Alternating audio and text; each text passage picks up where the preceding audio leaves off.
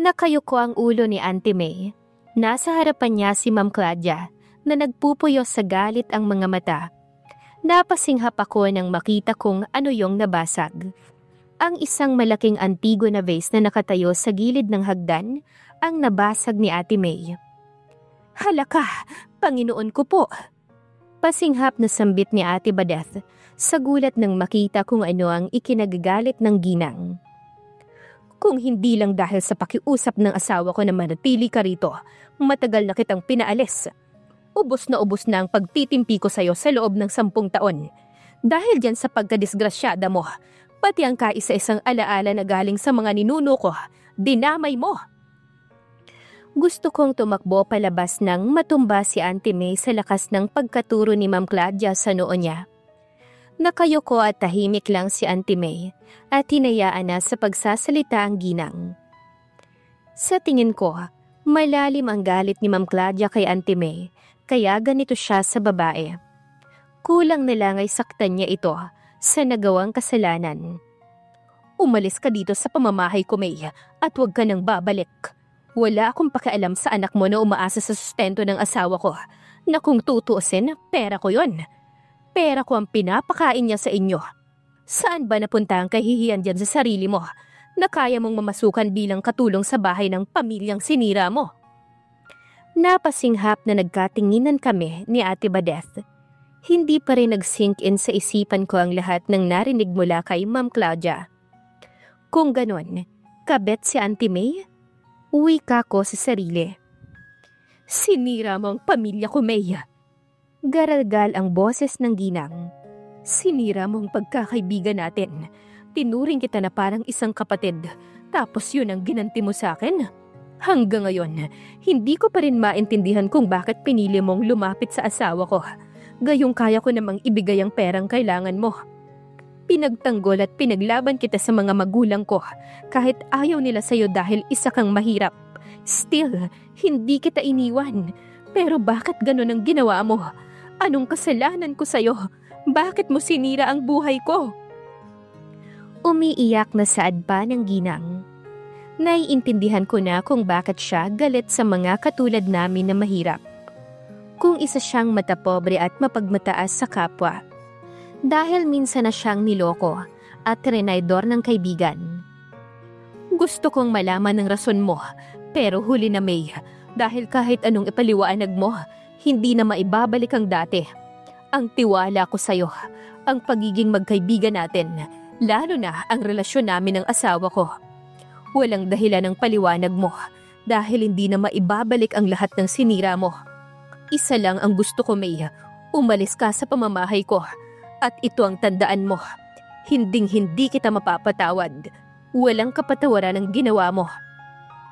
Nang umalis si Ma'am Claudia, ay pinuntahan ko si Auntie May. Nanatiling nakayuko ang kanyang ulo at batid ko na umiiyak siya. I didn't say a word. Nagkunwari ako na wala akong alam, wala akong narinig. Hinayaan ko lang siya na umiyak ng tahimik. "Ako narito, Audrey. Ako na ang maglilinis." Aniya nang tulungan ko siyang damputin ng mga basag na vase. "May sugat ka sa kamay, ate. Gamutin mo muna doon. Ako na munang mag-aayos nitong mga nabasag." "Sige, salamat. Kukuha rin ako ng panglinis." Wala akong karapatan para husgahan si Ate May dahil wala naman akong alam kung ano ang mga nangyari sa kanila. Ngunit hindi ko maiwasan na hindi maawa kay Ma'am Claudia. Kung gaano kasakit para sa kanya na sarili niyang kaibigan, niloko siya, trinaydor, at inagaw pa ang kaligayahan sa buong pagkatao niya. Kahit siya nang sinaktan at niloko, nagawa niya pa ring patuloyin sa pamamahay niya ang dating kaibigan dahil yon ang gusto ng kanyang asawa. At para sa kinabukasan ng bata na bunga ng kanilang mga kasalanan. Hindi ko ma-imagine kung gaano yon kasakit para sa kanya. Kung paano niya inalis ang kanyang pride sa kagustuhan ng asawa. Siguro ito ang rason kung bakit wala dito palagi ang kanyang asawa. Kung aalis na dito si Ate May, paano na ang anak niya na umaasa sa kanya? Hindi ko maiwasang maawa sa kanya. Itong mga nangyari kay Auntie May, alam ko, may malalim din siyang dahilan kaya siya napunta sa sitwasyon na to. Sana maging maayos siya pagkatapos nito at sana'y hindi maapektuhan ng bata dahil wala naman itong kinalaman sa kasalanan ng mga magulang niya.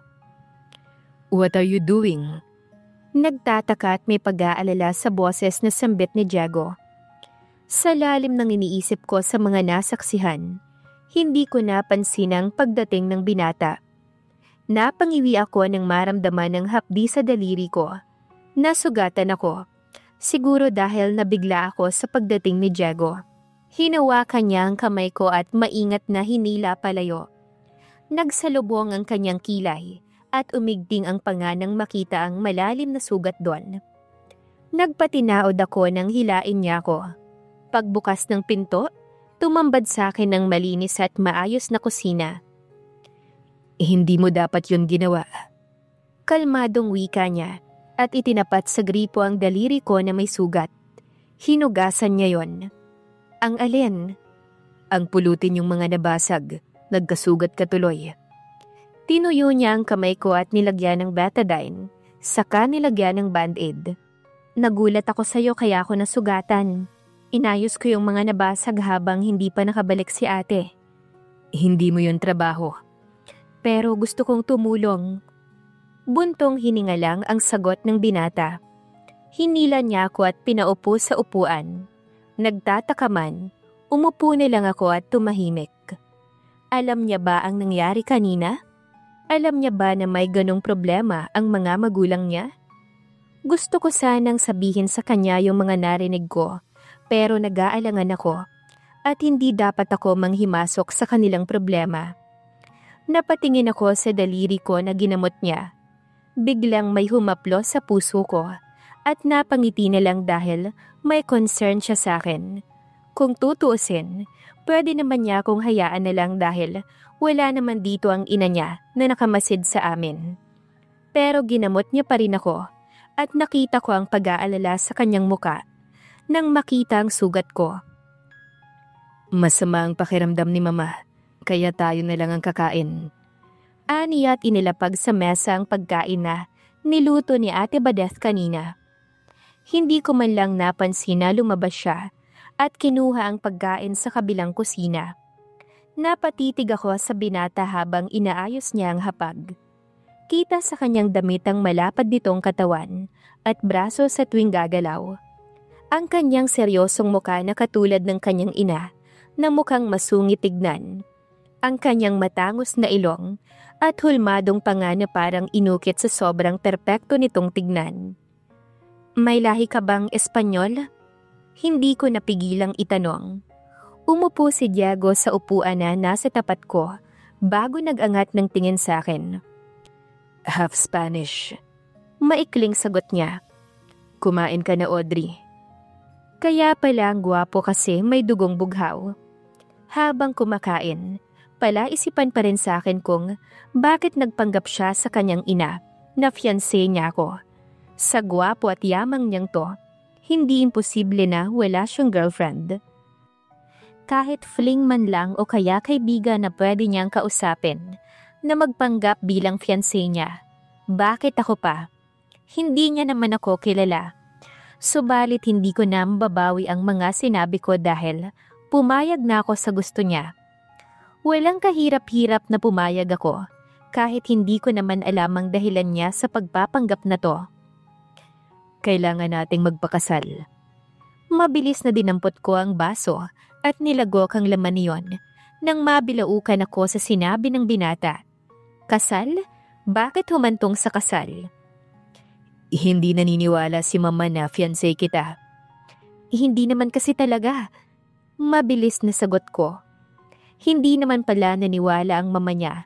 So bakit hindi niya nalang sinabi kaagad ang totoo? Bakit pinanindigan niya ang kasinungalingan niya? Akala ko ba sasabihin mo na sa kanya ang totoo? Bakit hahantong pa sa kasal? Ramdam ko ang pagtaas ng boses ko. Biglang uminit ang ulo ko. Binitawan niya ang kutsara at tinidor na hawak at itinabi ang plato, na hindi pa nakalahati ang laman niyon. Napabuga siya ng isang malalim na paghinga at yumuko. Hindi ko alam kung ano ang tumatakbo sa isip niya. Sa nakikita ko, mukhang mas may malalim siyang rason. At iyon ang gusto kong malaman. Kasi hindi basta-basta ang hiling niya na magpakasal kami. Hindi iyon laro na kapag nagsawa ka, pwede ka nang umayaw. At saka isa pa, may anak na ako. Paano ang anak ko at si inay kung matali ako sa kanya? Yung lupa namin, kailangan pa yung mabawi. Ayokong magkamali ulit. Ibang usapan na yung kasal, Diego. Hindi ako sang-ayon sa gusto mo, pasensya na. Mabilis siyang ngumiti at saka tumango. Ngunit nakikita ko sa mga mata niya ang kawalang pag-asa, lungkot at pagkabahala. Hindi na siya muling nagsalita at pinagpatuloy ang udlot na pagkain. Kahit wala na siyang gana, pinilit niya lang tapusin yon dahil narito pa ako at kumakain. Ako na ang magliligpit, sabi ko nang matapos kaming kumain. Tututol sana ang binata ngunit tumayo na ako at sinimulan iyong ligpitin. Baka late na ako makauwi mamaya. Nilingon ko siya at kinunutan ng noo. Maghapunan ka na lang bago umakyat sa taas. Tango lang ang sagot ko. Nabigla ako sa sinabi niya. Bakit kailangan niyang abisuhan ako na baka late na siyang makauwi? Gayong hindi naman niya dapat gawin yon. Gusto mo bang sumama? Munti ko nang mabitawan ng baso na hawak ko sa sunod niyang sinabi. Napanganga na umiling ako. Okay, aalis na ako. Aniya, tumango ako. Sige, ingat. Napahawak ako sa gilid ng lababo nang manlambot ang tuhod ko. Nakaalis na si Diego pero natulala pa rin ako sa aking kinatatayuan. Pinanlamigan ako sa buong katawan ngunit ramdam ko ang init sa aking buong muka. Piniling ko ang aking ulo at muling hinarap ang plato. Hey! Tuluyan ko nang nabitawan ng baso na hawak. Pakiramdam ko na laglag ang puso ko sa pagkagulat. Malaki ang kanyang hakbang na lumapit sa akin at hinila ang pulso ko palayo sa lababo. Lumakas bigla ang tibok ng puso ko nang makita kung paano niya suriin ang kamay ko. Kung nagkasugat ba yon? I am sorry, nagulat kita. Hinihingal na sambit ng binata. Tumakbo siya pabalik dito? May nakalimutan ba siyang sabihin? Kunin? Bakit? Halos pabulong na sambit ko.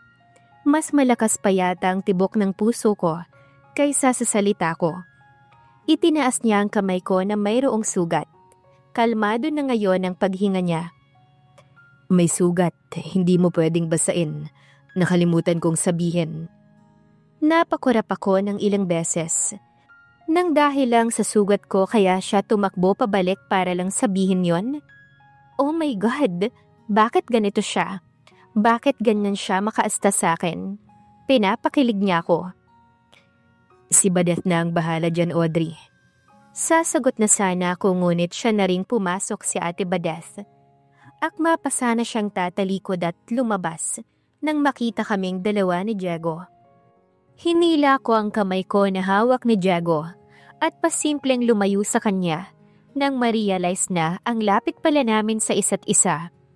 Mukha kaming naghahalikan sa posisyon namin. Hawak niya ang kamay ko dahil matangkad siya. Umabot yon sa kanyang leeg at nakatingala ko sa kanya. Mukhang nag-aabang ako sa halik niya. Tumikim ako nang mawala ang pagkailang. Binaling ko kay Ate Badeth ang tingin sa katipid na nginitian ng babae na ngayon ay hindi alam kung ano ang gagawin. Nang mahimasmasan, naglakad ito patungo sa lababo nang nakayuko ang ulo. Si Badeth na ang gagawa niyan. Kailangan ko nang umalis. Wika ni Diego at tumalikod na. Nangihina na umupo ako sa upuan. Parang naubos ang lakas ko sa samot-saring naramdaman. Ayaw kong mag-isip ng kung ano-ano. Malamang ganoon ang pakikitungo niya sa akin dahil ang buong akala ng lahat ay fiancé niya ako.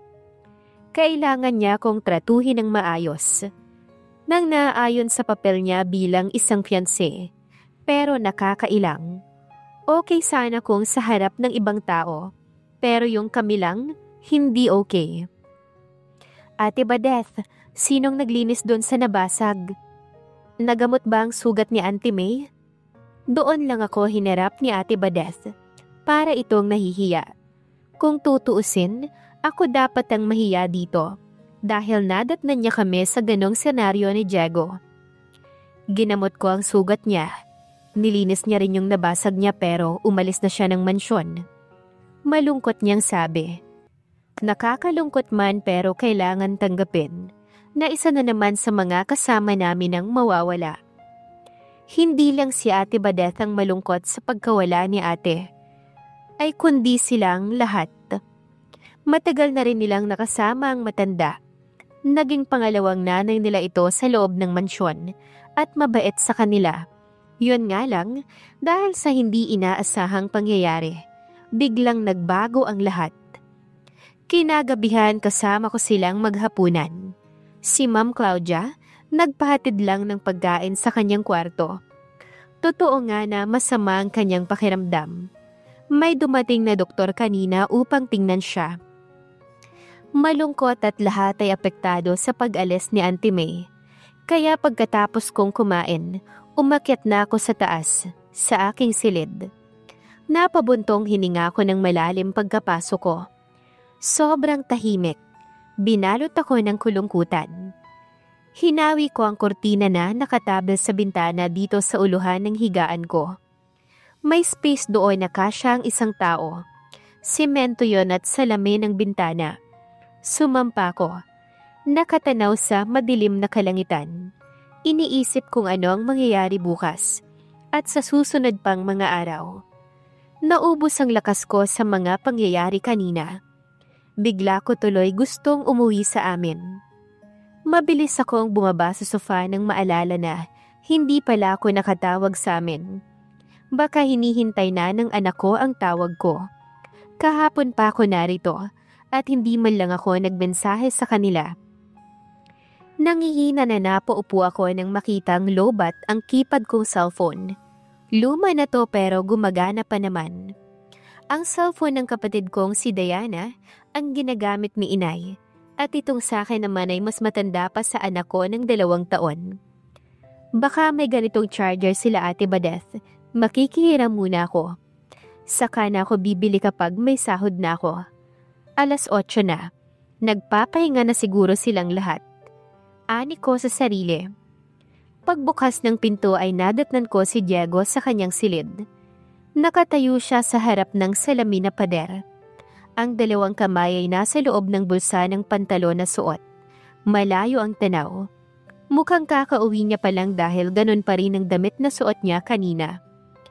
Habang tinititigan ko ang likuran ng binata, pakiramdam ko, pamilyar iyon sa akin. Ang kanyang tindig, ang lapad ng kanyang balikat, at ang kanyang banayad na paghinga. Parang nakita ko na ng ilang beses. Piniling ko ang aking ulo. Kung ano-ano na naman ang naisip ko. Tumaas baba ang kanyang balikat. Tanda ng kanyang malalim na pagbuntong hininga. Maya-maya ay napayuko ako na para bang may problema siyang kinakaharap na hindi niya kayang solusyonan. Umiral na naman ang pagkamaawain ko. Namalayan ko na lang na naglakad na pala ako palapit sa kanya. Payag na ako sa kasal na gusto mo, Diego. Mahina na saad ko sapat na para marinig ni Diego. Gulat naman na napatingin si Diego sa akin. Ano ang kahihinatnan kapag ikinasal na sina Diego at Audrey? Abangan sa susunod na kabanata. Please like, share, subscribe for more updates. Maraming salamat po.